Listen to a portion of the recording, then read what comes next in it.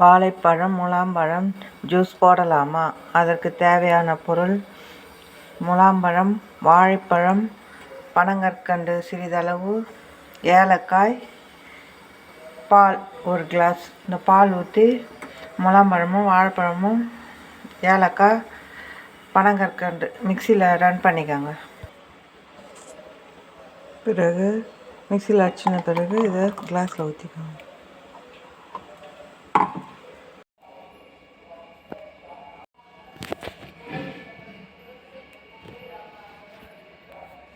இந்த 2 பழத்துலேயும் நிறைய வைட்டமின்கள் இருக்குங்க.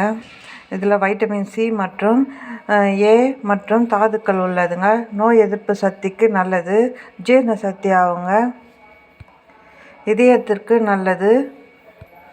வாழைப்பழத்தில் vitamin A6, vitamin C, potassium, நார் சத்து உள்ளதுங்க. இதயத்திற்கு நல்லது, மன அழுத்தத்தை குறைக்கும்.